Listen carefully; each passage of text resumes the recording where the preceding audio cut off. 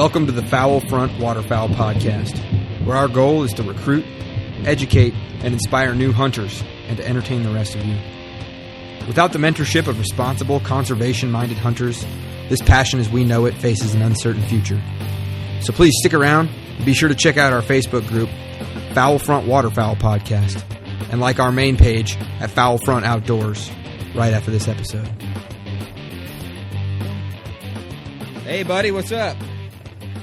Not too much. How you doing? Oh, doing pretty good. What do you think of that new intro? I like it. That'll work. All right, good. So we normally record in the mornings, but today we're recording in the, well, what is it? It's 8 o'clock now? Yeah. Oops, hold on. 8 o'clock now, right? Yeah. Well, your time. 7 out here. Are you? Oh, you're in Mountain? Yeah. Man, it's been a long time since I've lived in Nebraska. Wow. I'm feeling pretty bad about that right about now.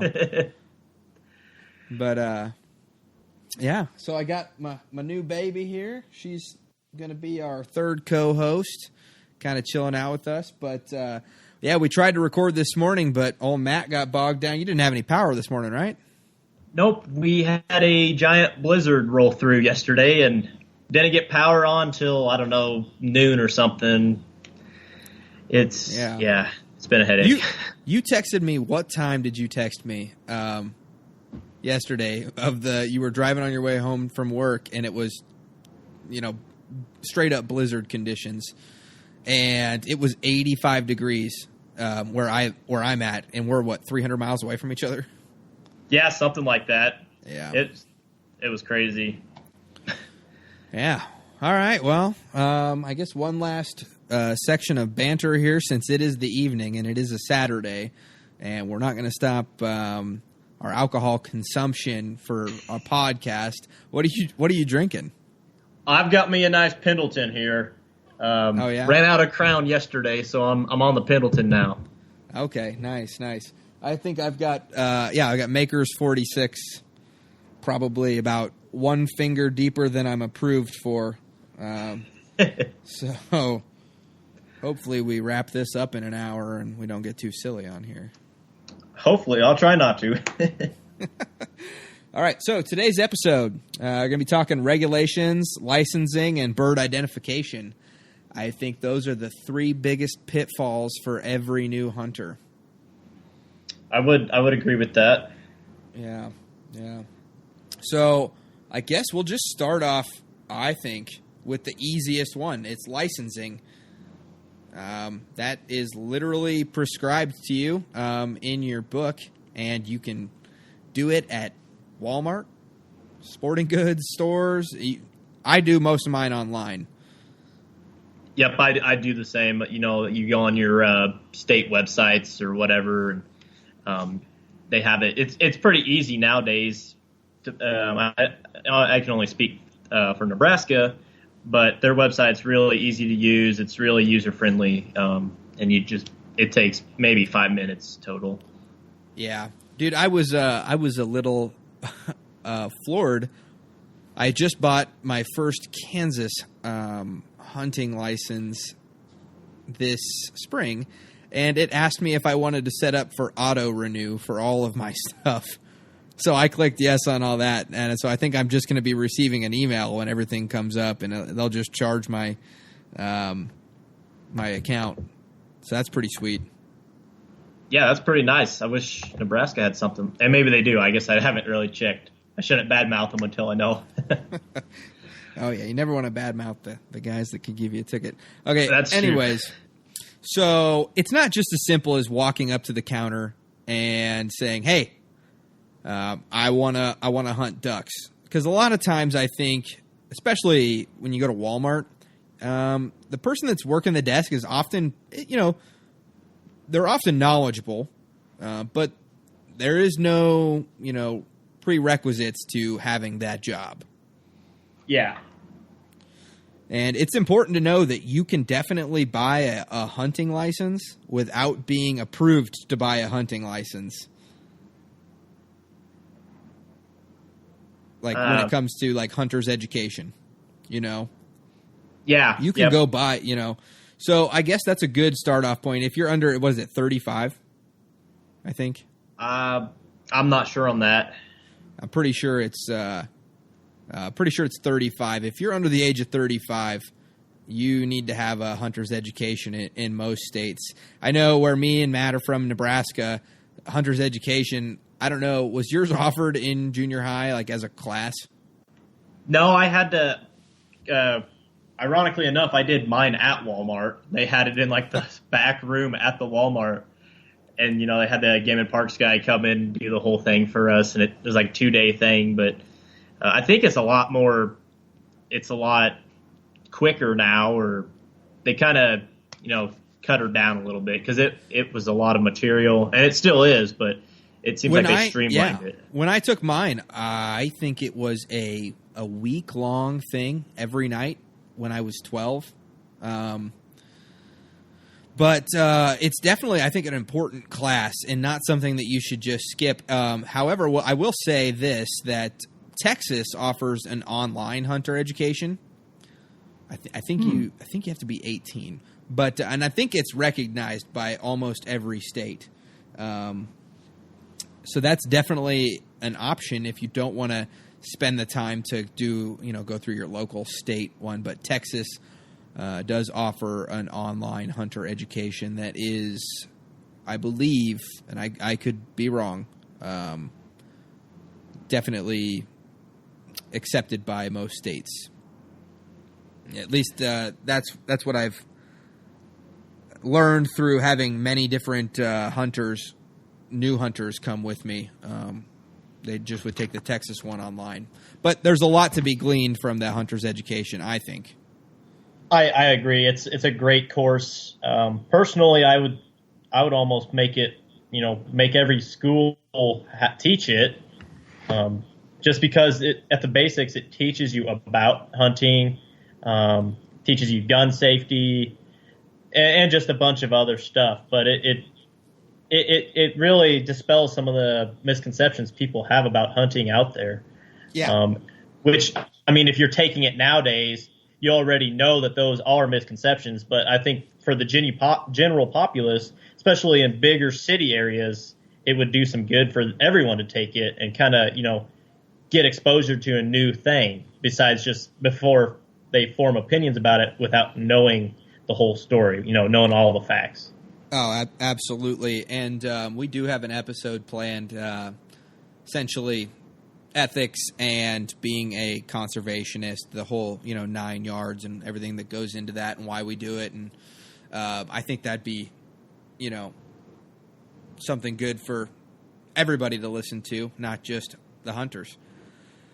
Yep. I don't mean to take away any more of that material, so I'll put a pin in that and we'll move on. I think that's something that's very close, near and dear to the hearts of every good hunter / conservationist, because there are hunters that are not conservationists. I don't want to say that every single hunter is moral, ethical, shining gem to the conservation world, because that's incorrect. But there are a lot more of us out there that are hunter conservationists than not. Yep. So, all right, back to the heart of the topic here: licensing. Literally, you can go to Walmart, Dick's, where else? Gas stations, maybe. Yeah, a few gas stations.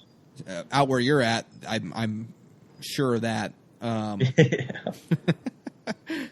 But when it comes to licensing, what we're talking about is you're talking about your hunting license, your waterfowl stamp. Oftentimes there's a state waterfowl stamp endorsement. There's the Harvest Information Program. And then I know, like, when I was hunting in New Mexico, I had to, and I was going to be hunting on Forest Service land, you'd have to buy a U.S. Forest Service endorsement as well. Okay. And then some places, they'll require you to, if you're going to be out there hunting on BLM land, you have to have a BLM endorsement. If you're going to be utilizing a quad or a UTV or anything like that, you need to have another $10 stamps. And all these like little $5, $10 things, don't overlook those when you're going to buy your license, because some of them might be pertinent if you're going to be on CRP land, right? Isn't there a CRP endorsement in Nebraska? Habitat stamp, but habitat stamp. That's for, I think, almost everything you have to have a habitat stamp for. Seems like. Yeah. That's correct. Yeah, I'm pretty sure if it's like public endorsed ground, you have to have like a habitat stamp. Basically, what we're saying is there's hunting licenses, and then there's game permits, there's stamps, and then there's endorsements, and you need to make sure that you, a lot of times the booklets, which they have right there at the counter, will tell you, okay, you're going to hunt deer. If you're a resident, you need to have this, and that. If you're a non-resident, you need to have this, those, and these. So. Yep, I would agree with all that. I guess one other thing we have in Nebraska, I don't know if other states do, I'm sure they probably do, it's state park permits. So if you're hunting on state land that, Yep. There's some state rec areas, which obviously you can't hunt unless there's special regs, but there's also, if it's state of Nebraska owned, you need it for access. So yeah, exactly. So like, it's the same stamp or the same sticker if you were going to be camping out on that land. Yep. That's a great point. Good catch. And it always helps to just make sure you read your regulations and make sure maybe call the game warden and ask, but especially when you're hunting these smaller spots, that you have all your your P's and Q's covered when it comes to that. Yep. Okay, licensing, good to go. It's going to suck when you buy your first hunting licenses because they do tend to get a little expensive, but you got to remember that all goes back to conservation. Yep, it helps put out the habitat, helps pay for the conservation officers to enforce game laws. Keep those people that are breaking the law, punish them or keep them in check. It does a lot of good. So it's kind of giving back to nature, however you want to look at it. But that's where all that funds go. Yes, sir. All right, should we move on to regulations? Yep. All right. So, licensing, got it. Regulations. These are the rules, the law of the land, the do's, the don'ts. And I really break it down into 3 things. Right place, right time, and then right animal. I like that. That works out really good. So, when we're talking about the right place, this is basically knowing where you can and cannot hunt. Talking public, private, and then like legal distance away from structures. So I know that there's a lot of public lands that you might be able to hunt turkeys there, but you can't hunt deer there. You might be able to hunt pheasant there, but you can't hunt prairie chickens. You know what I mean? And that comes down to like the species, but there's a lot of different places that have different regulations when it comes to the rules. Yeah, and it's not just hunting wise. Like there's ones that are just fishing only, or you can hunt but you can't trap, and then there's ones that you can do everything on. And Nebraska is really good. They have public access maps, both online, and they print them out, put them out all across the state, usually Walmarts, gas stations, everywhere. And it shows you all the public land that people, like farmers, they'll enter this program and they'll sign up for it, and they'll allow people to hunt their land, and they get a little bit of money from the Game and Parks for allowing that open access. There's also other places like Ducks Unlimited land, and then, state of Nebraska, WMAs, which are wildlife management areas, stuff like that. It shows all these public areas, and it breaks it down into what specific, like, only spring turkey only, or pheasant only, or no deer, or no rifle, or whatever. It breaks it down, at least in Nebraska. I don't know if Kansas has something like that or something similar. Yeah, they do. And like another really, trying to shoot holes into all these basic ideas and concepts is that I know that for a fact, in New Mexico, I could be on public land that was designated for dove hunting, and I could be following every single regulation and be in the right place at the right time, shooting at the right bird, and I could still be violating the law. And that's because I was within 100 yards of an inhabited structure. So you have to look at these kinds of things. So you might be on public land, but you also might still be within 150 yards or whatever the state designates as illegal to be,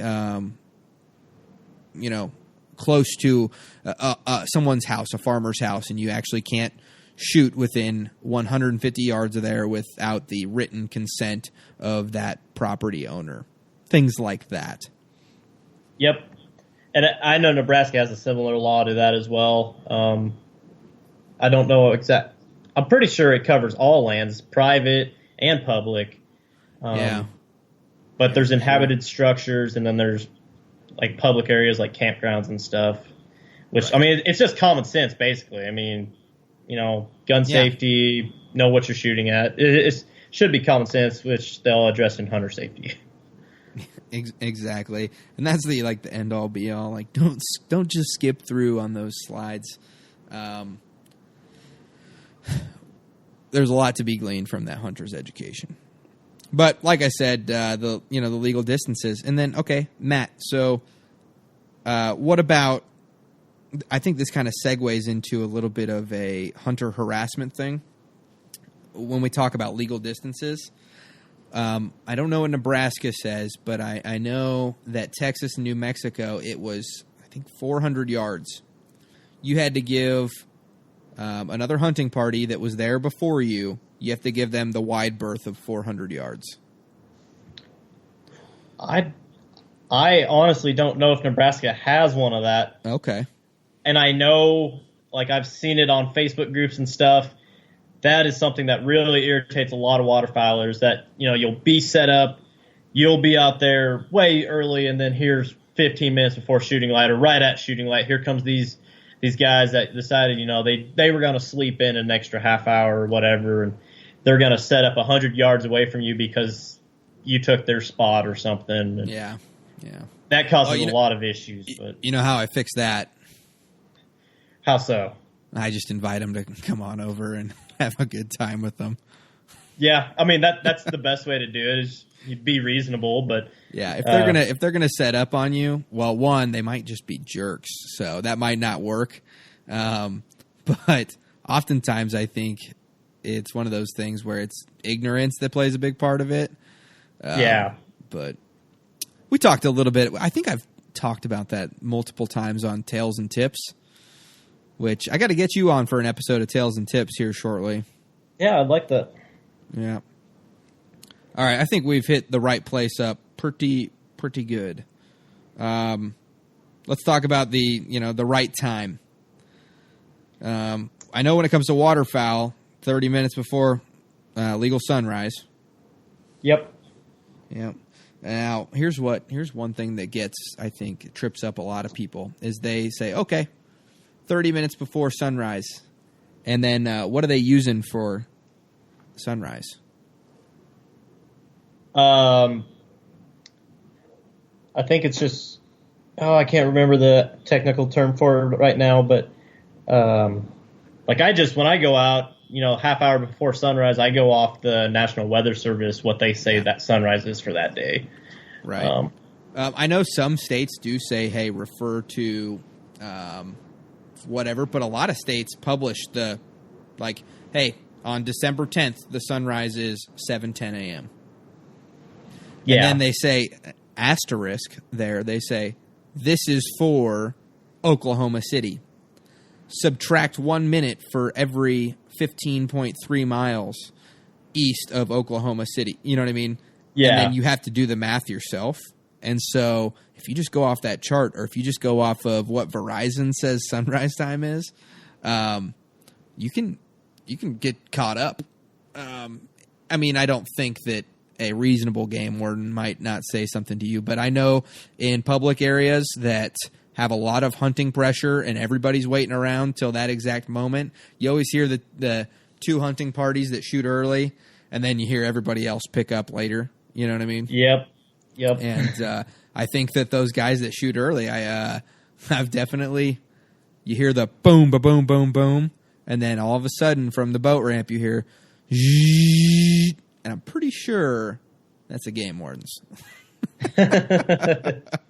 I don't know. Well, you know, multiple times I've heard that same scenario go down, and I always wondered if they were going to get in trouble or not. But I always know that, like, I always do the math. I know that I'm like, okay, I'm 32 miles away from whatever they said there in the little, you know, booklet. Add 2 minutes, add 1 minute for buffer time, like, to be safe. You know what I mean? Yeah. Yep. So, and I guess since we're not just talking Nebraska, Kansas, we should note about right time. There are some states where they don't let you hunt on certain days. Like somewhere, I can't remember where, but it was on the East Coast, and they don't let you hunt on Sundays or something. Pennsylvania. Okay. And I thought I think North Carolina just changed that. I think they were one of them too, and they updated it this last year or something. Wow. So there's a couple of states that do that. And then there's other states that also they don't let you hunt in the afternoon. You know, they let the birds rest after the morning hunt. Yep. I know that a lot of like WMAs do that.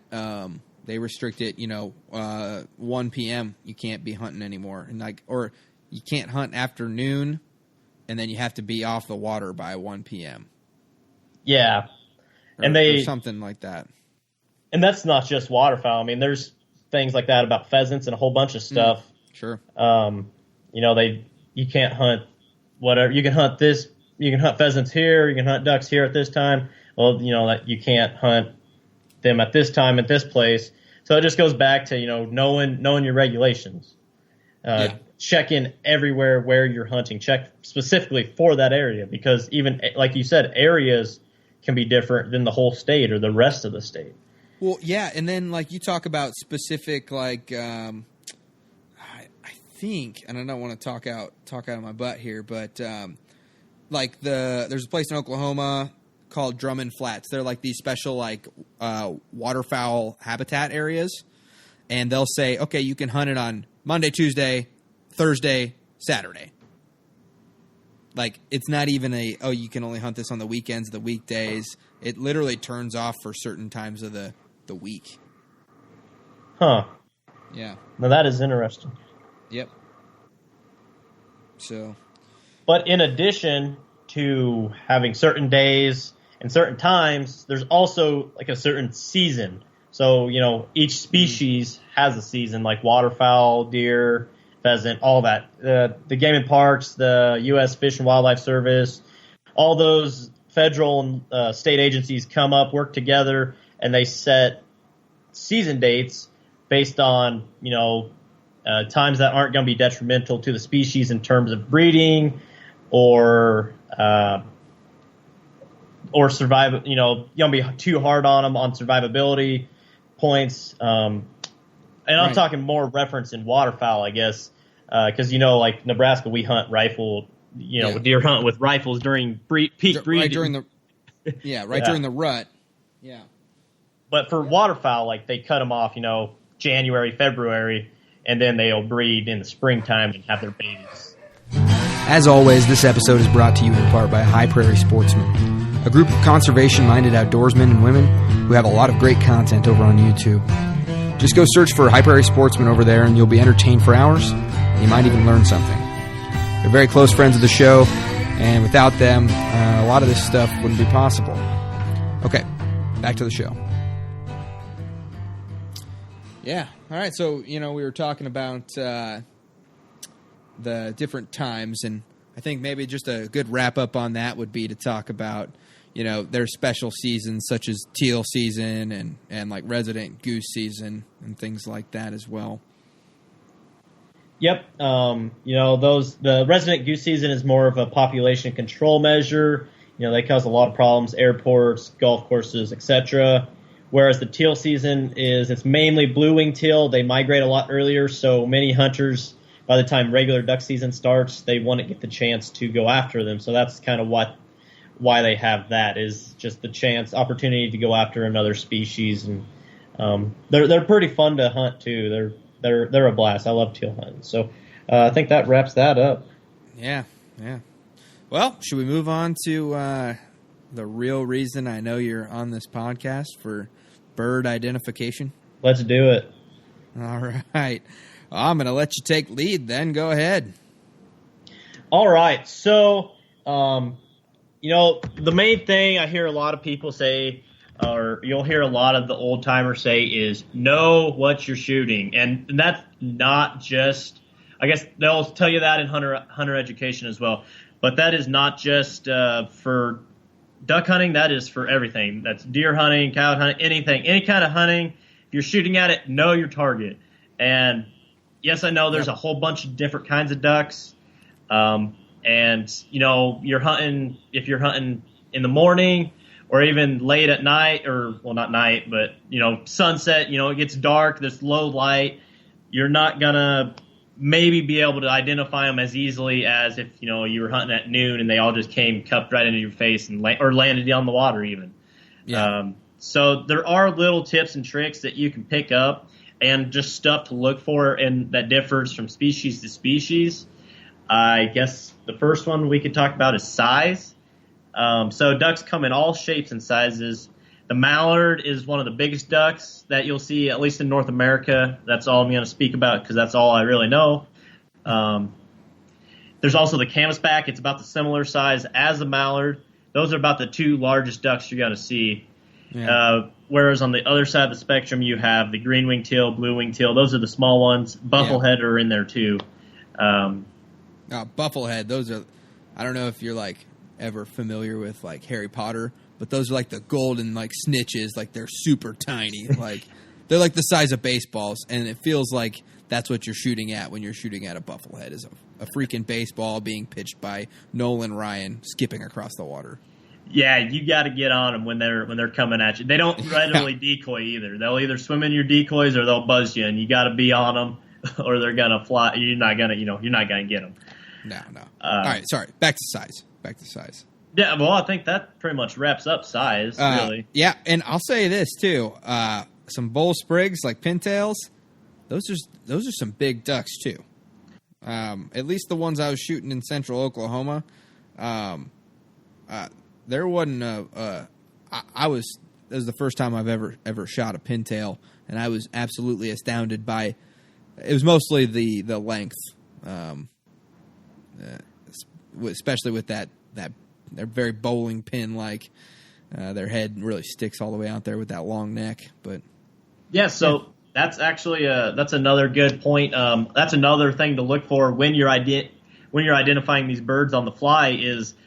Certain ducks, they all have distinguishing characteristics, but you're not going to really notice them unless you have them up close, if they're sitting on the water or after you bag them. But there are some that you can tell. So like Ben was just saying, you got the long neck of the pintail. It'll have if it's a male, usually they'll have the long sprig if they're plumed out late season.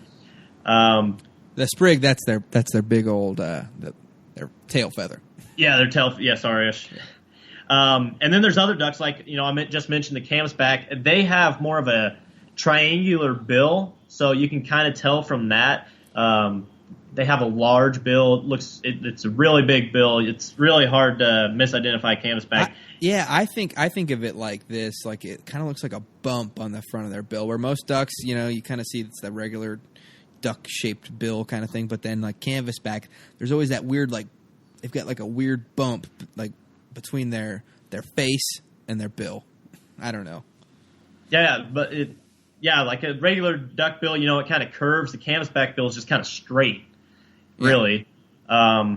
And then I guess speaking of another duck that has a unique bill would be the shoveler, and spoonbill. I mean, that's one of their names they're known as. So it's pretty. It kind of like comes out and then it looks like a spoon basically, and that they use that for feeding purposes. But that's another thing to identify them as. As far as like, I guess I could go into more distinctive characteristics. I think we'll hit them in the individual species. I think that'll be okay. Yeah. I guess we can move on to color then. Or did you want to hit flight patterns first? Oh yeah, sorry. Yeah, so, it's good. I got you. I jumped the gun on one thing. That was my bad. So. That's all right. Yeah, so I don't have much to say about flight patterns. I mean, it's kind of hard to describe them unless you just know. Like it's just an experience thing, really. I mean, you can study them, you can watch videos, and you'll get some idea. But until you're out there, watching all these flocks of different birds, you're not gonna it's hard to tell, really. But I guess. Yeah.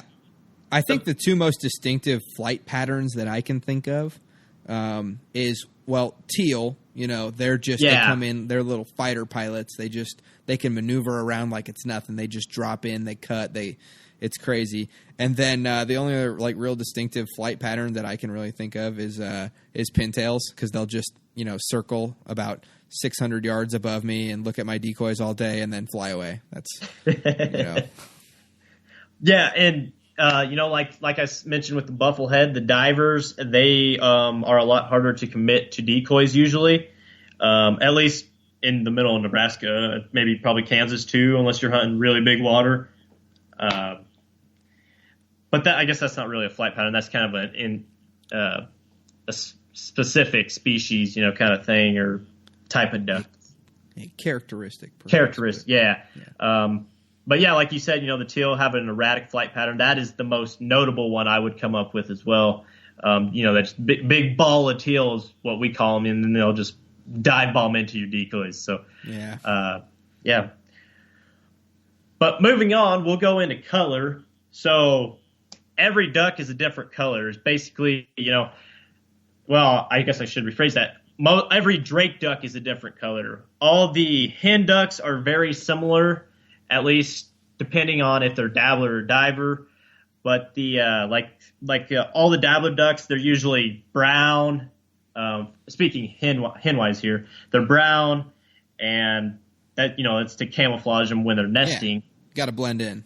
So yeah, but the drake, and you're not gonna. I mean, you can tell a little bit about those, but usually they're with drakes in the fall, and the drakes at least have a little bit of color. So you should look for color if it's light enough, and that'll help you. So obviously the main obvious one. What do you think, Ben?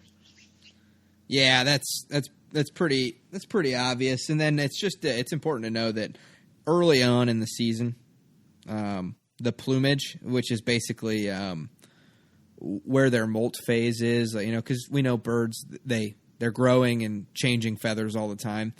The farther along in the season you get, the prettier the drakes become, because they're getting closer to mating season, and then they're trying to look good, trying to primp and preen and get real pretty for the women. But you're right.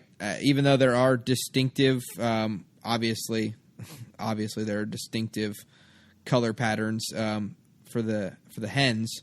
They are most of the time a little bit more camouflaged, a little bit duller, a little bit more drab.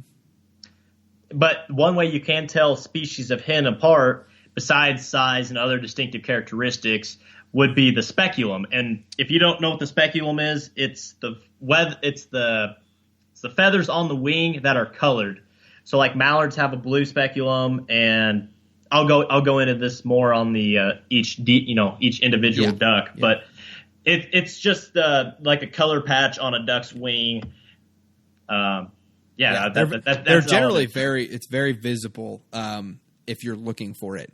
The first thing that I look for on a duck is its head, and then I I try to check its back wing out. You know what I mean, to see what colors I can identify. But yeah, you're right. We'll talk about some of those in the specific species. Yep. So now you're hunting low light conditions. How else can you identify these birds if you can't see the color? You might not even be able to see the shape. In some cases, if it's really cloudy day and it says it's shooting light and you got birds buzzing around you, what's another way you can tell? That would be sound. Like, each duck has an individual. Well, all the drakes have individual different calls. The hens kind of vary a little bit, but they all make that raspy quack noise that everyone associates with a duck. Right. And I found that very interesting the first time I learned that I thought all ducks quacked. But that's not necessarily true. Nope. Like teal, they'll make a little peep noise. It's really easy. And I wish I had my teal whistle here with me. Hey, hold on. I am like 10 feet away from my gun cabinet. Stand by. All right, yeah. We'll have Ben do some calling for us.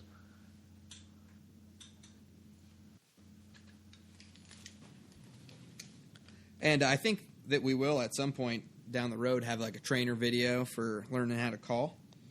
But we will incorporate that. And I just put my call lanyard on and realized that I don't have a teal whistle on here because I gave it to one of the guys that I was hunting. But it does sound a little bit like things like, it is literally a whistle. Yeah. And I'll pick up my recording device here and I'll try to find one real quick if bear with me. Yeah, perfect. I think I know where it is, so I can do a couple of these. And granted, it's the off season, so I'm probably a little rusty. So don't judge me too harshly. Okay, I won't. All right. I promise you that. All right. Here we go. So this is what a teal sound sounds like. Just a.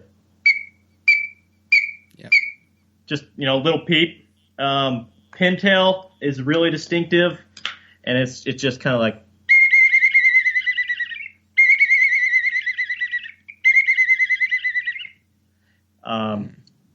Those are about the only two I can really do. But I guess Drake Mallard would be. Oh, hold on! I got this one. I can do this with my mouth. All right, let's hear it. Oh yeah. Pretty close. Yeah. So there's all kinds of different whistles and noises and whatever all these ducks make, and you just kind of you got to associate with them, and it's not just what they call. When they fly, certain ducks have it sounds different, and I'll break that. I'll talk more about that in the individual species, but you can tell by flight, what the sound they make when they fly and what they call. So that's another thing. Yeah, their wings literally whistle or like rip the air or yeah. Yeah, exactly. So okay. Now sorry, go ahead. No, you're good, man. Go ahead. Online trainers and videos. Did you want to talk about that then? Okay, so when it comes to like bird identification, Ducks Unlimited and then Delta Waterfowl and Webfoot University have awesome tools to help you. That basically it'll show you a 3-second video clip or a 5-second video clip. You can edit the settings to which you get tested on, and then it will ask you, "Hey, multiple choice. What was this bird?" And you go through, and they have tons of videos on there, so you can really like learn how to identify birds on the internet. It's ridiculous. Sounds like something just fun thing to do even in the off season. Just bone up on your duck ID. Yeah, and that's a good caveat too, because Matt, I don't know about you, but every time teal season rolls around, I always let that first group of teal land in my spread and confirm. Okay, yep, I'm on it. I got it. Those are teal. And then we shoot them. It's just one of those things because there's teal and wood ducks. They're so similar, and I just have to do like a little confirmation for myself. And yeah, and we get them shovelers out here quite a bit too during that time. Oh. So they have the same speculum as the teal. They're just a little bigger, but you got to watch that. If you haven't seen a bird in 8 months, it might be. Yeah, that would not be good. That's pretty good find right there for a shoveler. So yeah, I already don't like shooting shovelers all that much, and I definitely don't want to pay for one. So Yeah. So I guess let's move into individual birds. Give a little bit of talk about each one of them. I guess I'll start it off if that's all right with you, Ben. Yeah, go ahead. All right. So we mentioned this bird quite a bit. We're gonna just talk teal. So there's 3 species that you're more likely to see. I mean, they're the 3 main species of teal in North America that you're gonna see. You got the blue-winged teal, the green-winged teal, and the cinnamon teal. And the cinnamon teal, it's more of a West Coast duck, kind of a desert. It maybe western edge of Nebraska to California area is the general range of the cinnamon teal. And it's named because it's cinnamon. It's cinnamon colored. The drake is cinnamon colored. If you haven't seen one of these, they're a very beautiful duck. Ben has actually been lucky enough to shoot one of these. It is a gorgeous two. Yeah. Now you just make me feel bad today. I made Tony White feel bad too. In fact, if you ever go into Tony's workshop and you see a cinnamon teal there, he didn't shoot it. That's how I paid for one of my taxidermies. I gave him that cinnamon teal. But now I think Tony did actually shoot a couple cinnies down in Texas. I think he had to pay for them though. So yeah, they are a gorgeous bird, and that's one on my ducket list. But well, I've never heard that. That's good. That's going in my. I just wrote that down. Ducket list. All right. Ducket list. Yep, that's High Prairie Sportsman trademarked or whatever you want to say. Okay, got it. High Prairie Sportsman ducket list. Hey, if we go down to that place I was telling you about in New Mexico, we definitely have a better shot at them. So I would love that. That would be awesome. But I guess cinnamon teal, not that common. Should we move on? Yep, we're gonna move on from the cinnamon teal. We're gonna talk now blue-winged teal. Going back to their speculum, they have a 2-colored, and it's not really just their speculum. Their speculum itself is like a greenish color. Almost an olive green, I would call it. And then above it, they have little feathers that are blue in color, and that's where they get their name, blue-winged teal. But it's baby blue, like it's a really cool color. And they're really cool birds. The drakes themselves are really beautiful as well when they're fully plumed. And a nice white cheek patch. But you won't see that until the end of the season, and if you live way down south. Yep. So. You'll see them in the spring. Like there's a bunch of them around right now. Can't shoot them. They would be gorgeous. Put one on the wall. But hopefully sometime, maybe I'll find one when I go down cinnamon teal hunt sometime. I don't know. And then finally, you got the green-winged teal, and the green-winged teal has a green speculum as well, and it would be what I would call emerald. Would you agree with that, Ben? Kind of a. Yeah, I'm not a colorologist, but emerald sounds great. Yeah, green. And they have a beautiful cinnamon head with a big old green blotch or stripe or whatever you want to call it. Yeah, and they're actually the smallest duck in North America. And it might be the world, but I know for even smaller than bufflehead. I believe so. Yeah. Wow. Okay. I'll tell you what. Green-winged teal are my favorite. They're my favorite ducks. First duck I ever shot was a green-winged teal, and then their heads. That kind of that. How well you're the colorologist. What'd you call that color? Cinnamon, that chestnut, and cinnamon. Yeah, chestnut. That'd be a good. Yeah. That chestnut head that they have with that green running up on it, there's nothing like in my mind. They're like everybody says, mallards. They're the king of green. Well, green-winged teal. They're the prince. They're the prince of green for me, man. They're like I love shooting them.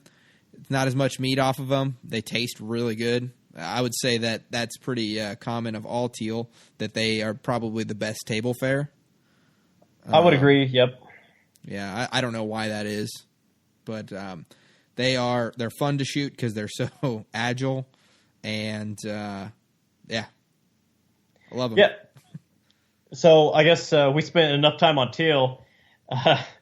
We'll move on. We'll move on to widgeon. So if you've heard about these, people might also refer to them as bald pate. That's because the male has a whitish head. It has like little black specks on it. And has the green stripe similar to the green-winged teal. Has a blue bill, so that's another thing. Bills are different in color as well. And that can help you when you get into hybrids and all kinds of. There's a bunch of other stuff bunch of tangents we could go off on, but we're going to stick to the all day we could. Oh yeah, I think it's important to note for widgeon, and I've shot a lot of widgeon all the way from New Mexico up into Oklahoma here, and then even in Kansas. The thing that sticks out like a sore thumb is that on the drakes, that white head. Yep. It really pops out to you. You see that when you're just scanning for the ducks. You know, you'll see those, like, it almost looks like a thumbprint on the top of their head that's just, white. Yep. And if you are lucky enough to see a storm widgeon, which is still an American widgeon, but it's just like a color phase, it doesn't have the black specks. It's like all white or like a creamish color, and they are gorgeous. Like, yeah. Tony got one of those a couple of years ago. I think it's important to note that all these birds have, like, some variation of it that everybody like, oh, this is the like ideal, version of it. So like you talk about like there's a storm widgeon, like that sounds silly. But it's because like all of their white feathers are completely white. There's no black to them. And it's kind of like trophy hunting for ducks. Yeah. Yep. And, yeah, I mean, you hit the nail on the head right there. So, moving on from widgeon, I mean, I think we said about all we can. Well, I think there's one more thing to be said. Can you give me a widgeon call real quick on your whistle? I cannot. I'll try. I'll see. We'll give her a go. Just Chicago.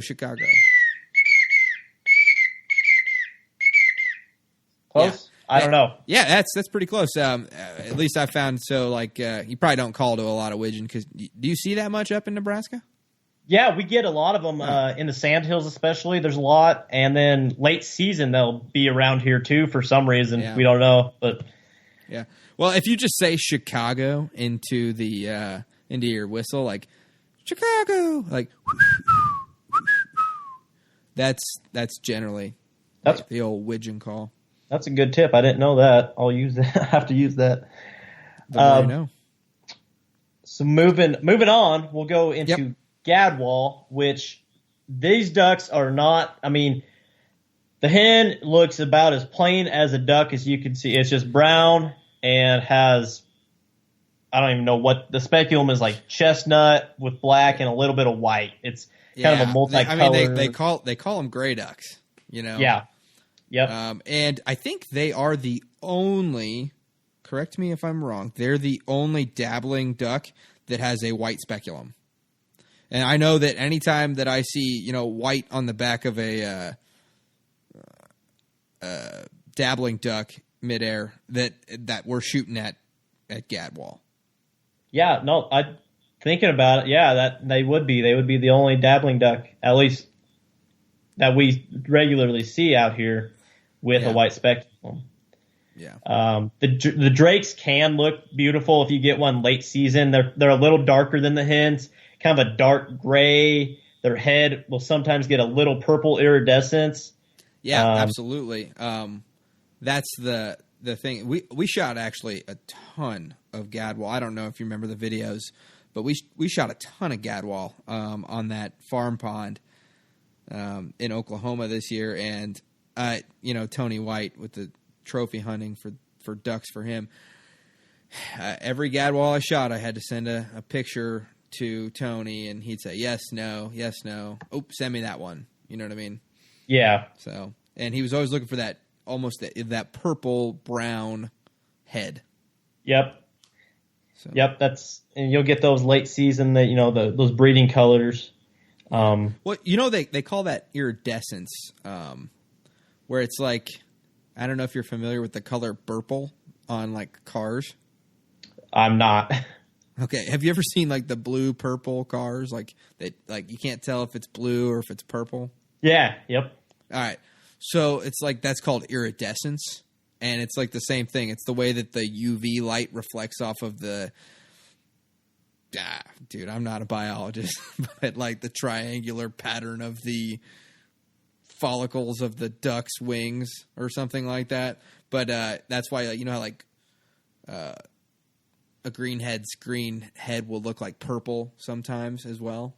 Yeah, and it's actually mallard's the next duck, so I'm glad you brought that up. But yeah, the mallard is probably the most common duck. You know, when you say duck hunting, ducks, people are probably going to think mallard just because they're that common. They're all everywhere. I mean, heck, there's one that's a popular meme even. So yeah. What is it? Bad advice mallard or something like that? Yeah, bad advice mallard. So, you know, the male's green head, yellow bill, white collar, nice brown chestnut breast, gray body, big old bright iridescent blue speculum, and then has the curls. The mallards have the curls. That's, you know, a lot of people save those curls and stuff. That's another thing to look for. And then they'll have the big bright red feet when you know you get the migrating mallards from Canada or whatever. They just stick out there. But the mallard's like the main duck everyone shoots. You know, that's what they want to. I mean, not everyone wants to shoot a mallard, I guess, but when you think of duck hunting, yeah. I mean, they're the biggest duck. You get the most meat off of them. They're really fun. It's really fun to just get a big old group of mallards coming in. And when you think of cold weather duck hunting or just duck hunting in general, you're going to think mallard more than likely. It's pretty common. It's the most common duck, I would say, in North America. Yeah. I mean, that's what the statistics and the population censuses show. Yeah. But every year I only end up to shoot about, 4 or 5 of them. So moving from the most common to one of the, I don't know if I would call it rare. I know you had a bunch of them this year, Ben. Pintails, and these I've shot maybe 4 my entire life. They are beautiful. The drakes, when they're fully plumed, nice blue bill, a little bit of black on it, dark brown. I don't know what color I'd call that, but a dark brown head with a little white stripe going in it, and then big old bright white belly. And they have green speculums on their wings, and they'll get the long tail feathers that are called pins or sprigs, stuff like that. But I got about, and those are, you should, if you shoot one of those and you don't get it taxidermied, take that sprig out and put it in your truck. Yeah, and as a little mini trophy. Unfortunately, I haven't been able to get one that has been taxidermy quality, but I just love them. They're just really cool birds. Just their necks are really long and stuff. They're just really cool to watch. And you see them all the time when you're snow goose hunting or in the spring. But absolutely. The fall. And they decoy so unreadily too. That's the thing is they will give you 6 to 7 passes, and if you're not on your game, you're not getting them in. Yeah. Yeah. The only days that we really had success, and I didn't realize this until I went back and looked at the videos. But the only days that we had success on pintails was on days where we had 20-plus mile-an-hour winds. And I think they were literally just trying to get out of the wind and found our open, water, and they came in. I think they're probably the hardest bird, at least dabbler bird, to hunt or to get in, to come in. So yeah, because they're fairly rare. Actually, last year you could only, by mandate of the U.S. Fish and Wildlife Service or whoever sets the federal date or federal bag limits, you could only shoot 1 a day per person. Yeah, and they changed that this year to 2. They knocked it back up to 2, but you can only get 2 a day per person now. Well, that's good at least. Well, that's good to hear, because I know that there's a lot of different talk on whether or not harvest limits actually benefit species populations, but that's a whole different episode, and I'm sorry for bringing that up. So we'll move from the pintail into the shoveler, as we mentioned, also called the spoonbill because it uses its bill to filter. That's kind of how it feeds. It filters through the muck and stuff. A lot of duck hunters look down on them. They call them, they don't want to shoot shovelers. I think they call them smiling mallards or Hollywoods. Yeah. And then I think a lot of that comes from is, have you ever ate a shoveler bat? I have. I find that if you prepare them right, they don't taste any different than any other duck. I'm sure I'll probably get some feedback on that. I make sure that I put them in with the divers, and we make chili and some heavily seasoned table fare, at least at my house, because not everybody at my house appreciates wild game. So I just throw them. I'll make a bunch of duck sausage at the end of the year, so they get mixed in with everything else, and you can't really tell the difference at the end. So sounds good to me. Going on, we're on to wood ducks. Or I guess we could talk a little. We haven't even really described them, the shovelers. Sorry about that. Yeah, go ahead. Yeah, go ahead. So they have a similar speculum and wing pattern as the blue-winged teal, which is why it's very important to watch that in early teal season if you have one of those in your state. They have the light blue, the baby blue top part on their wing, and then they have the green speculum as well. The drakes, when they're fully plumed, they'll have the dark, it's like kind of like a mallard, but a little darker, more of a forest green, I would call it, head with a bright white chest and then some brown, almost cinnamon colored feathers as well towards the back, on the body. I think the older that they get too, the whiter overall.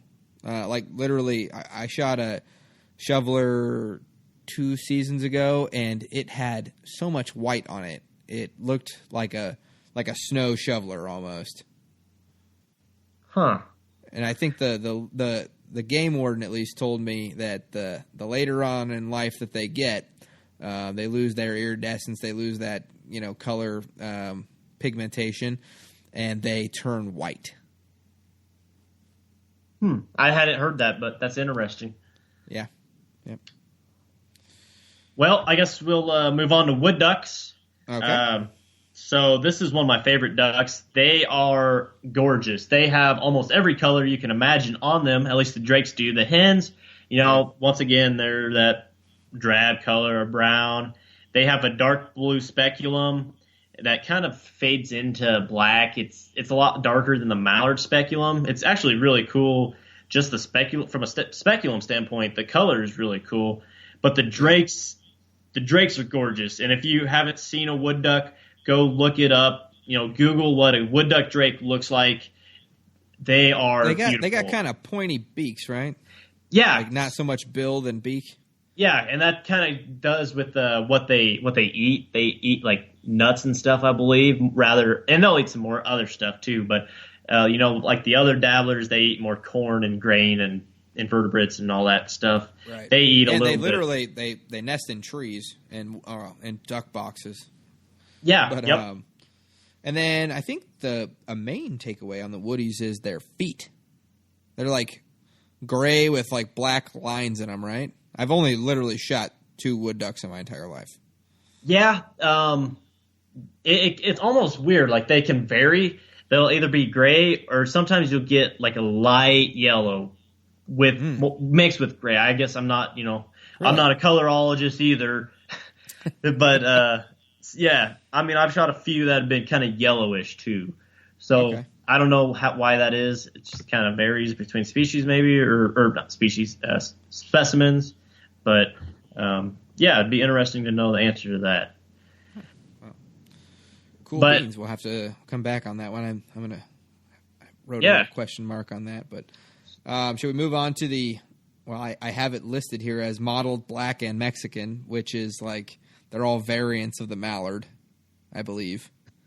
Well, I want to say variants. They're relatives, but they're not in the same species. They're closely related. Yeah. I've shot a lot of Mexican ducks down on the Rio Grande, and there was always a wildlife biologist that was down there. And at first I thought they were mottled ducks because when I was comparing them to the charts and stuff, I mean, there's not a lot of I don't think Mexican ducks are very like popular, or a lot of people would really know how to identify one. But they look a lot like a mottled duck. And they all look fairly similar. They're not colorful at all, really. It's almost like they're different color phases of each other. The black's a lot darker. I haven't shot Mexican or mottled or even a black duck. So I don't have too much experience with those. I've seen black ducks. And I know you can tell difference between like a black duck and maybe a mottled duck or whatever because of the white stripe above their speculum or something, like the width or something like that. That's about all I know how you can identify different ones or if they're even hybridized with mallards. Right. Well, should we move on to the divers real quick? Yeah, we'll knock these divers out here. So I mentioned bufflehead. This is a very cool little bird, and when I say little, I emphasize little. It is a small bird. They fly really fast, and they will embarrass you if you're not on them. You'll be shooting behind them almost every day. But no, they're big, bright white belly, black wings, and they get the name bufflehead because their head is kind of.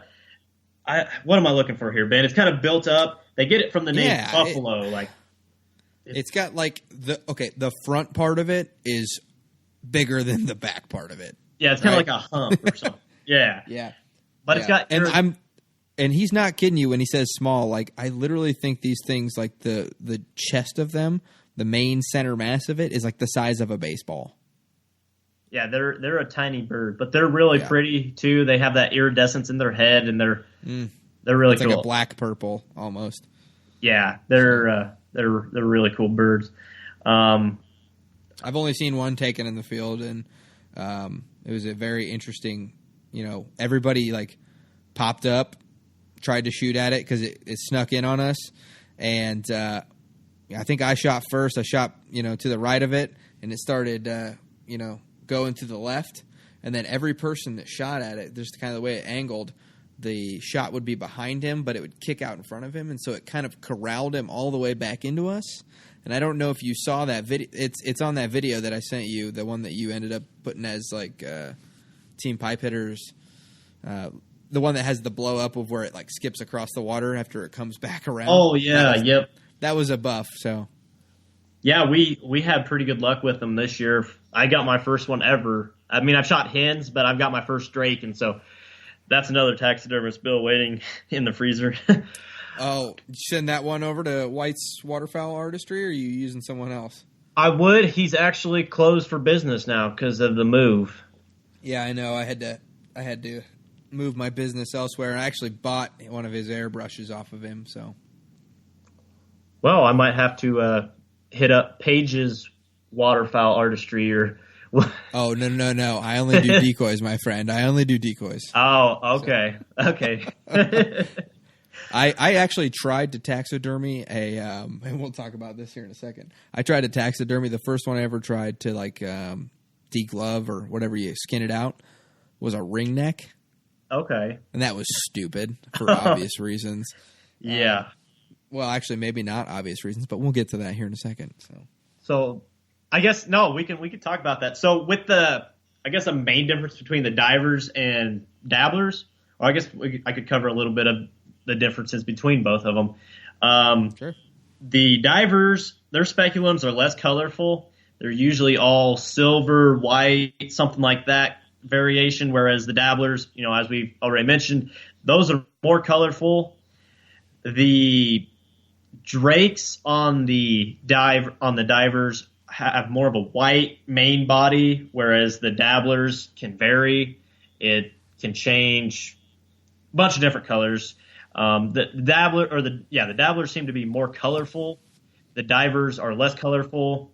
Divers have their feet set further back on their body, whereas the dabblers are more in the middle. That is to facilitate the divers so they can dive down and get, what they need to eat. It's more paddling wise, and then their wings are a little different too. We're not going to get too scientific with this, but that's kind of a general rundown between divers and dabblers. And the main one you'll find out when you get both divers and dabblers on the skinning table, dabblers skin a heck of a lot easier than divers do, and that is what Ben was referencing when he was talking those about ringnecks. I swear they have. I mean, they can take a. They have Kevlar feathers and chainmail skin, man. So we've shot a lot of ringnecks this year, and that took a lot of time to skin those. Yeah, one of the new guys I took out this year, his name's Max, and I'll have him on for a Tails and Tips. But we were shooting tons of ringnecks at that little pond, and we always made him clean all the ringnecks, and we kept the teal and the mallards and the widgeon to ourselves. And so he thought that, we were just these really, badass,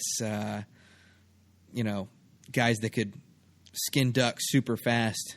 And he was taking forever. And we'd literally be all inside watching the videos, drinking a beer, and he'd be like 3 ducks in. And, oh, man, he would be so mad. And then we let him clean a teal, and he after about his 4th hunt. And he not only was he upset, but he was also, I think he was like, oh, thank God I can be a duck hunter again, because he didn't know if he could continue doing it after being so abysmal at cleaning ducks. But that's good. That's funny. Yeah. So I guess don't let anybody fool you into that. Yeah. Always take the dabblers if you shoot either, or take the dabblers, let someone else skin the divers. Yeah. Yep. I agree. So back to Duck ID. We mentioned it before, canvasback. So, we mentioned the big bill they have. They're a large duck. Probably, I would say, at least as big as a mallard, if not bigger. I'm not sure if they're bigger than mallards or not. I know they're about the same size. Yeah, probably close. But they have a rusty colored head, I would call it.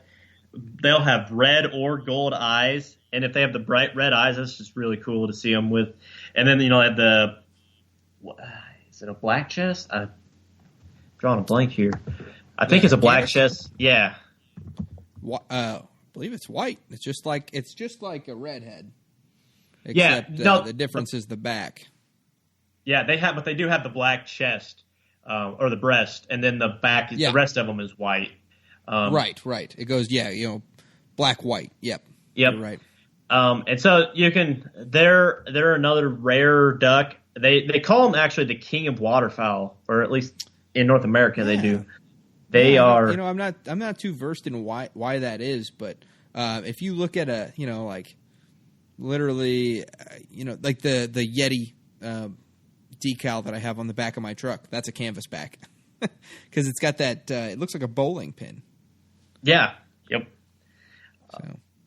But, so I guess we could talk about the redhead as well. It looks very similar to the canvasback. The only difference is it might be a little smaller, and it's got the bill is more regular, like what you would see on a mallard or something. It's more curved, and it'll be blue. That blue-gray. And then the biggest thing, too, that I look for, at least, is the white on its back, where the canvasback doesn't have that the white on the speculum / back. Yep. So, I guess let's see, what else do we have here? I guess we'll go into ringnecks because you'll see why here in a sec. So as Ben mentioned, ringnecks, they have a dark purplish head. It's purple, black, that color, and then it's got the black chest.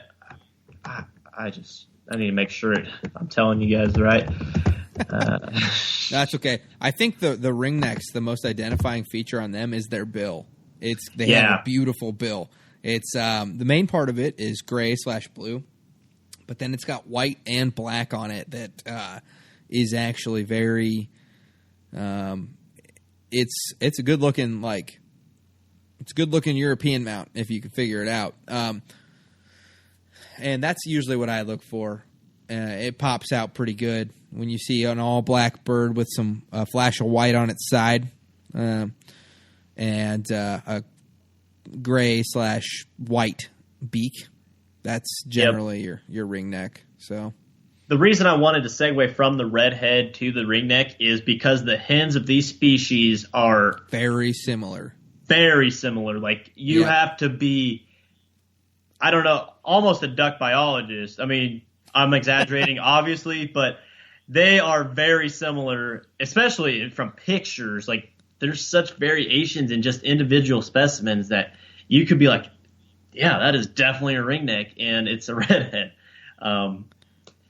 They are very similar, and just Google it if you don't believe me. Yeah, like I said, it all comes down to that beak. The ringnecks have a very identifying beak, and I think that's the one saving grace that you can come from it. Its beak does not look much like anything else. Yep. So. Moving on, let's talk about scaup, or as their other people, or as their more common name, bluebill, and that is pretty obvious because they have a blue bill. It's all entirely blue. It's basically like a mallard bill if you colored it light blue. And there's two kinds of scaup out in North America. Those are the lesser scaup and the greater scaup. Greater scaup have kind of a darker green head, whereas the lesser scaup drakes will have more of a purple iridescent head, kind of like a ringneck, but without the intricate bill colors. Is it okay if you couldn't tell the difference between the two? Because I know I've shot like 10 scaup. I just didn't know if they were lesser or greater. Yeah, that's not a problem. Hen-wise, I don't really know too much of the difference on those. But the drakes, when they're fully plumed, if it's more green, it's going to be the greater. If it's less purplish, it's going to be the lesser. And I think there might be a little size difference as well. Okay. Not 100% on that, but the main thing to look for is the blue bill. And that's about it on those. Let's see what else here we got. I think we got mergansers next. Mergansers, yep. So I've never shot one. I've never even seen one in the flesh. So there's a bunch of different types of mergansers. There's the hooded merganser, which are really cool. They have, I don't know, it's kind of like a mohawk. It's like a fan, like a mohawk, right? Yeah, mohawk it's like black head with a little white patch in the mohawk, and then like kind of a tannish breast area. And they're all mergansers. People call them lawn darts because they have like sharp bills. They're also called fish ducks. That's their main thing, is they eat fish. They have like little. I think I saw a guy when he was ice fishing and caught a merganser this last season. And correct me if I'm wrong, they're not the greatest table fare. No, they eat the fish, and they are not something you want to eat. Can you throw it in a like a gumbo or a like a chili?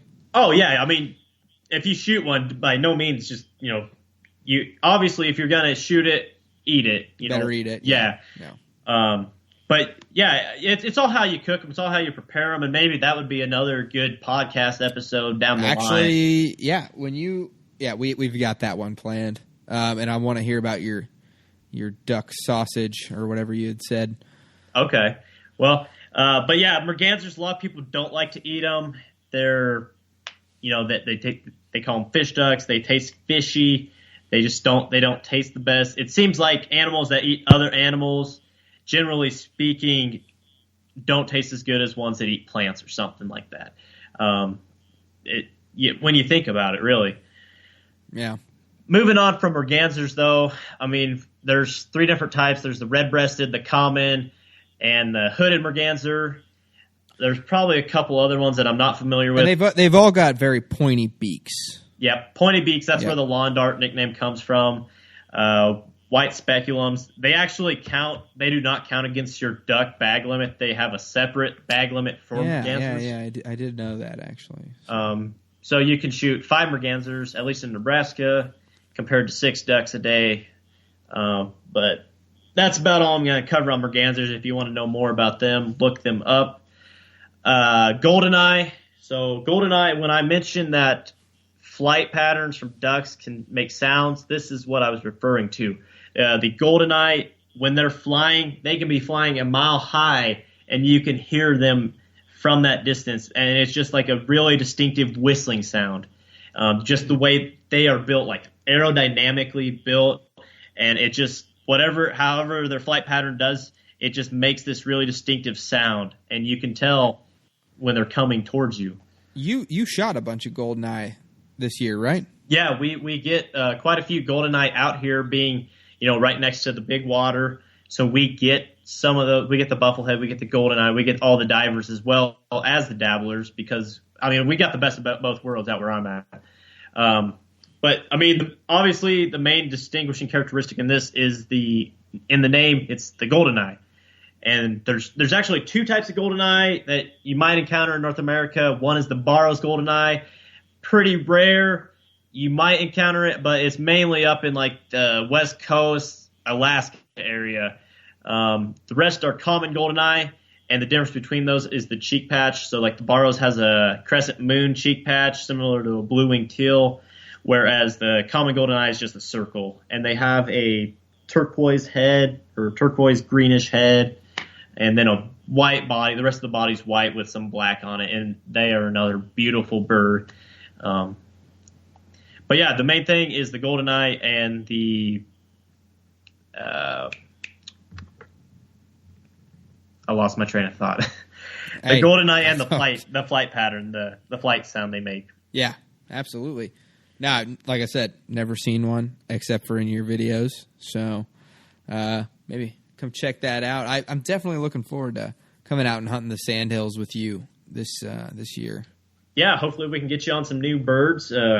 Cross some off your ducket list as well. Yeah. Speaking of ducket list, you want to talk about eiders? Yeah. These are the top. These are one of my, I've told everybody, if I win the lottery or something and I'm having a bachelor party, I'm taking all my best buddies out. We're going up to Alaska and we're hunting king eider. Dude, that Tony Vandemore, that video? Yes. That to kill a king. If you have not watched a good duck hunting video, no offense, Matt, go check out To Kill a King, Tony Vandemore on YouTube. It's sick. I want to be sitting there with an all black get up, have my gun blacked out, black face paint, black everything, sitting on these black rocks, shooting at these king eiders coming in off of huge ocean swells, things. Yeah, so these are sea ducks, eiders and scoters. They are sea ducks mainly. I know scoters show up on the Great Lakes, big water areas as well. But the eiders they use, the common eider, they actually use for down for pillows and stuff. And when they... Oh, really? Yeah, and they are a tough bird. They how divers are tough to hit and hard to bring down. Yeah. Eiders are even tougher than that. Their skin is so tight and their feathers are so compacted. It'd be similar to trying to shoot a turkey with a shotgun, not in the head, or in the heart. Oh, just like trying to shoot a turkey center mass is basically what you're doing. And you're using lead for turkey. You're using steel for these eiders. Oh, wait. You don't shoot turkeys in the body with a shotgun? I don't. I shoot them in the head. Oh, man, maybe that's why I'm going 5 years without ever having killed a turkey. I'm just messing with you. No, but I seriously have gone 5 years without killing a turkey. I'm historically the worst turkey hunter in North America. Mark my words. All right. Well, back to eiders, though. Sorry, I don't mean to. Yeah. No. Yep. But I think that was the bourbon talking. But no, back to these eiders. They are the king eiders are very colorful. They almost look like a clown. They're white with a yellow, weird looking beak.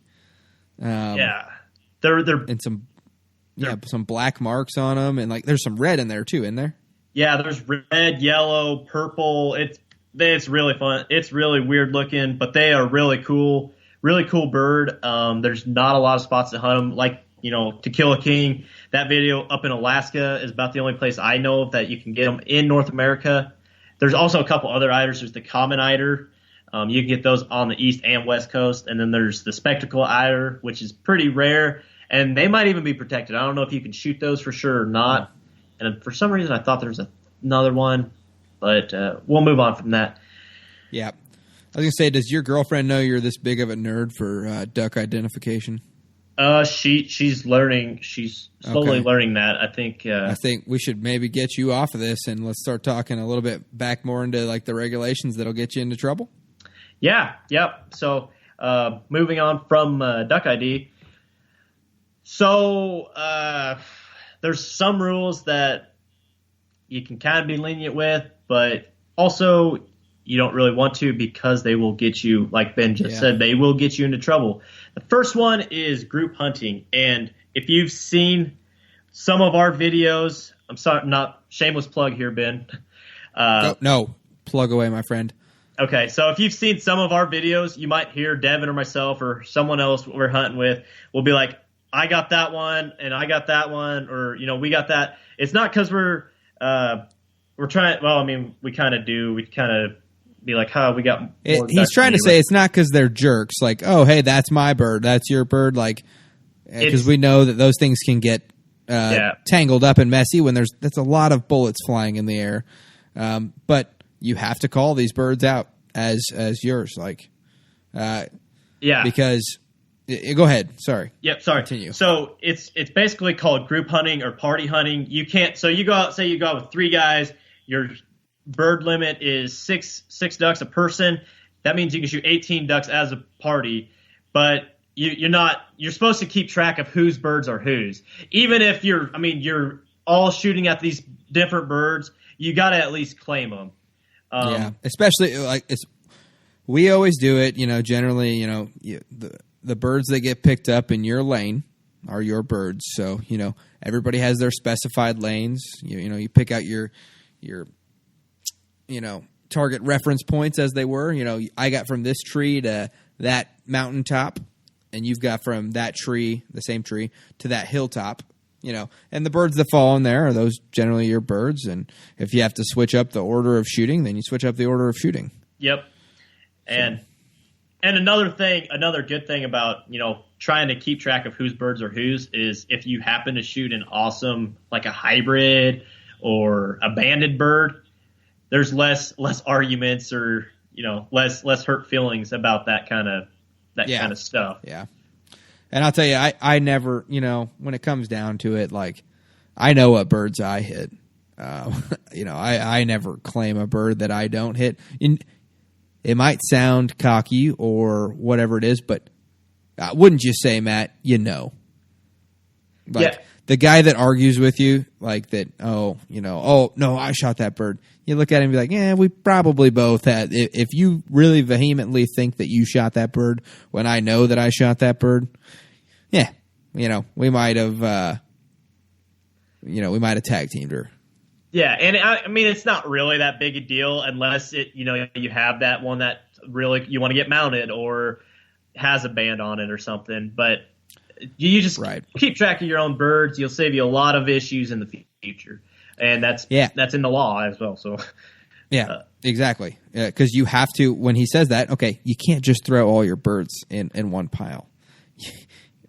My birds have to be at my feet, or at least what we do when I go hunting is when the birds get back to the blind, everybody has their own color-corded zip tie.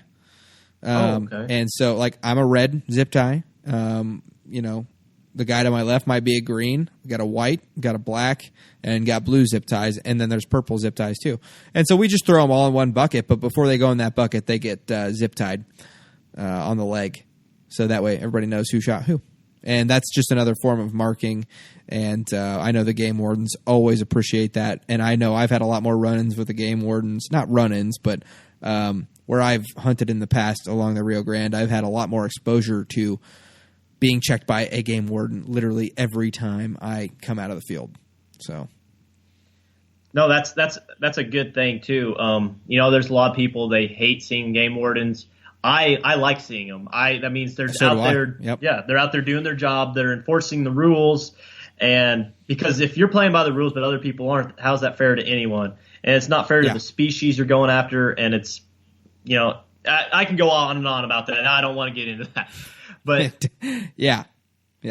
I agree. I thoroughly enjoy hunting over game wardens, and I know a lot of other people maybe don't. But man, it is also super fun to show a game warden like my legal harvest And then like, hey, you want to check my plug? You can only fit 2 shotgun shells up in there. And then they're like, oh yeah, do I even need to check? And you're like, no, you don't need to check.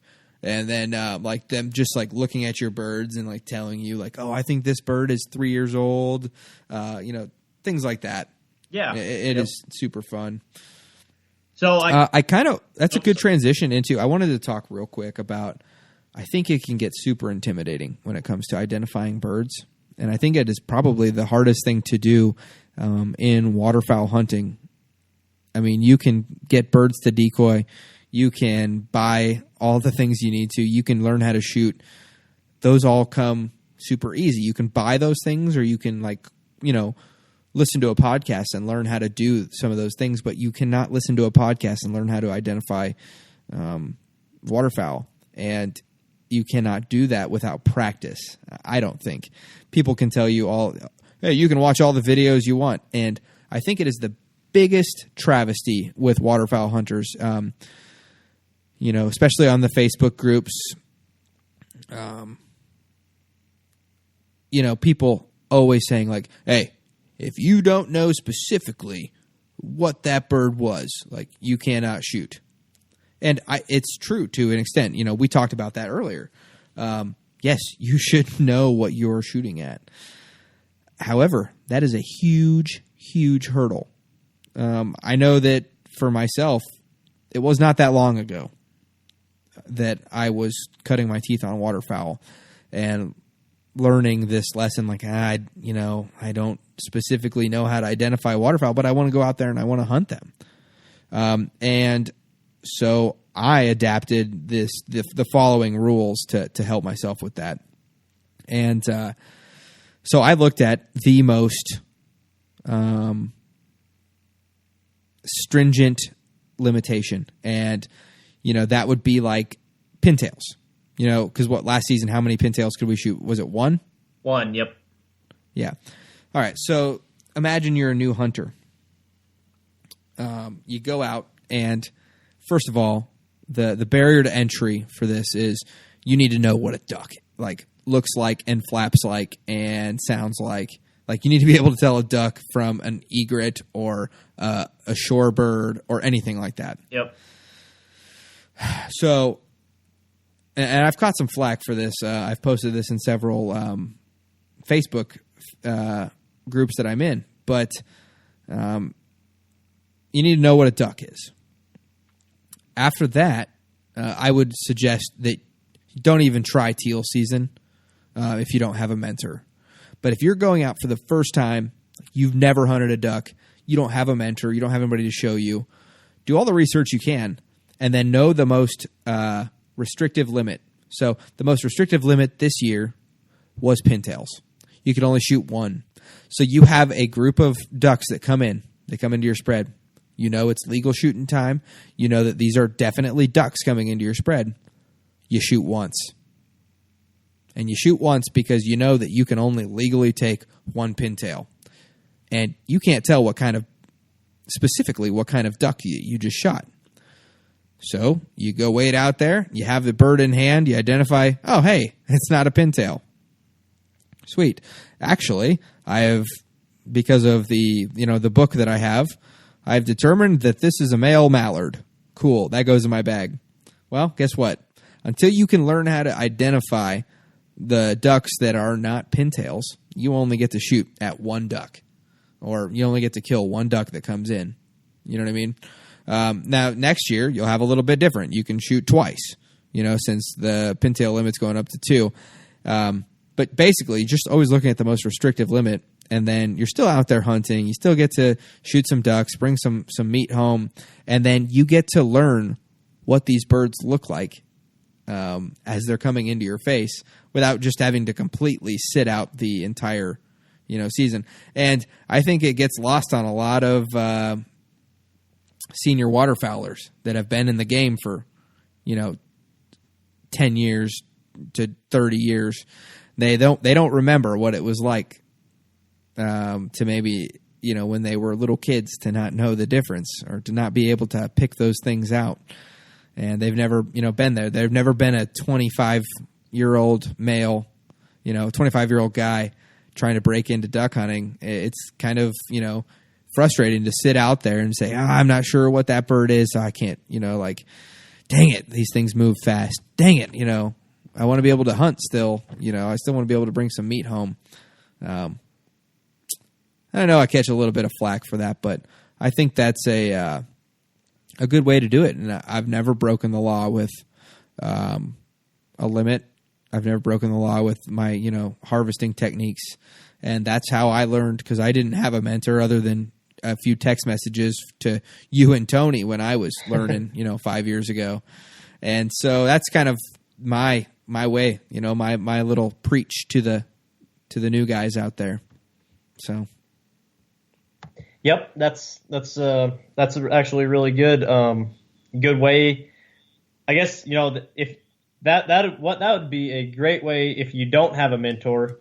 That being said, try really hard to find a mentor, because they will help you with tips like that. They'll give you more useful tips, and they might have all the stuff you need. Like they might be like, just grab some waders and meet us out there. We have the decoys, boat, whatever. And we can, that's a whole nother topic as well. I guess getting back to regulations that can get you in trouble. Which ones do you want to talk about now? Yeah, should we talk about, sign your dang stamp. Sign your waterfowl stamp. If you don't sign it, it's not valid. You can get a ticket.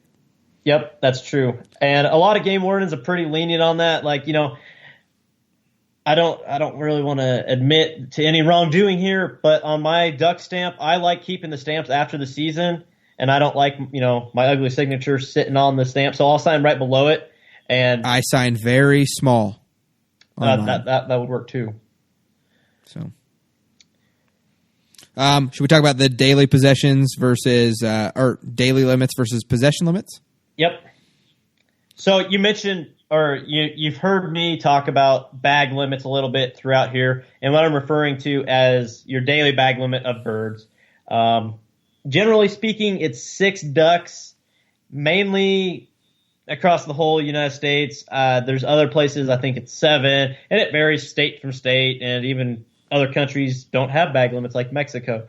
But we're talking America here. So Nebraska, on a Nebraska-wise, so you have your daily bag limit of ducks, which is 6, and from those it breaks out the species, and even it can break down the sex of the species. So, for instance, you can shoot 6 ducks in Nebraska, 5 of which can be mallards, but no more than 2 of those can be hen mallards. So you can shoot 5 Drake mallards, no problem. If you shoot more than 2 hen mallards, you got a problem. Yeah, and it varies state to state. So the main regulation species-wise comes down from the U.S. Fish and Wildlife Service, and then the states can add additional regulations onto those as they see fit. Many states just go kind of with the basic ones. It really just depends. And then in that, going from daily bag limits to possession limits just means the number of ducks or birds or game that you can have within your possession, like your freezer or something. So you can shoot 6 a day. In Nebraska, it's 3 times your daily bag, so you can have 18 ducks in your freezer and not be in trouble. We try to eat them up as quickly as we can, go through them. We'll save a few, make that duck sausage like I was saying.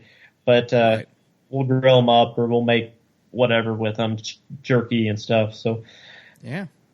Well, we've been going at it for about an hour and a half now, and I think that maybe we'll just quick rapid fire through some of the last points here and get everybody on their way.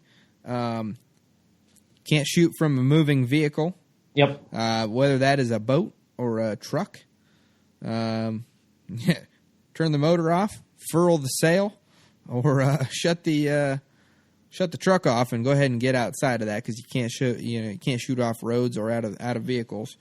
Can't use live birds as decoys.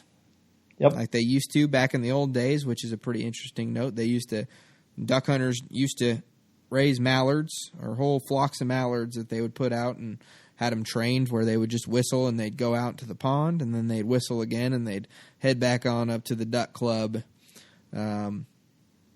Obviously, we know to not use non-toxic shot or to use non-toxic shots such as steel or tungsten. What else we got? You can't shoot ducks with anything other than, or you can't shoot ducks with like a rifle, pistol. Oh, yep. Shotgun larger than a 10 gauge, punt gun, battery gun, machine gun, fish hook, poison, drug, explosive, stupefying substances, nets, traps, snares. You can't basically use a shotgun or archery equipment for ducks. I was going to say, Matt, I was going to tell you, I'm going to try to get some archery geese this year for HPS. Awesome. Since there's a property that is just rich with waterfowl, but I'm only allowed to hunt archery on it. So it's going to be my, my turkey / deer / maybe try to shoot a couple geese off the bow. That would be cool. The bow. Yeah. We'll see. I'm also a terrible shot, so. Let's see. I only bring this up because you can do it during snow goose season, and I had some buddies that they didn't know how to call birds, and they were going out for the second or third time all by themselves. And they said, "Dude, can we just bring my speaker and play duck noises instead of having to call?" You cannot use electronically amplified bird calls or sounds to bring birds in unless you're during the snow goose conservation season. Speaking of the snow goose conservation season, another thing that is special just to that is you can hunt with a shotgun that can hold more than 3 shells. During regular waterfowl season, you can only have 3 shells in your gun, so you have to have your gun plugged so it can only hold 3 of those. During the Snow Goose Conservation Act, you can have a barrel extension, or not barrel extension. What am I looking for? Magazine extension. Magazine extension. Yep. And you can have 8 or 9 shells or whatever they hold nowadays. True. But other regular waterfowl season, only 3 shells. And you have to have a plug in your gun. And that's one that's like in the chamber, ready to shoot, and then 2 in the magazine. If you can fit a third one up in your magazine, you are a no-go. Yep. So. And I think that about wraps it up for regulations, licenses, and bird ID. Yeah. Hey, thanks for coming on, man. No problem. Always fun time doing these. Looking forward to do some more in the future. Perfect, man. All right, let's go ahead and get to the second glass of whiskey and head on to bed. Sounds like a plan. All right. Later, brother. Thanks for listening to this week's episode of the Fowl Front Waterfowl Podcast. Please come join us on our Facebook group, the Fowl Front Waterfowl Podcast group, where you can connect with a good group of hunters, because we're all in this together. We need to act like it so that hopefully our great-great-grandkids will be hunting ducks over our favorite public lands. We also ask that you go ahead and give us a written review on iTunes and give us 5 stars if you think we deserve it. And we really do want to hear back from you so that we can give you the best possible content. And if you get in on that Facebook group, you can get in there and you can ask questions and you can tell us what you want to hear next, or you can tell us what you don't like. And we'll be sure to tailor things to our listeners. So, all right. Stay safe out there, and we will see you next week.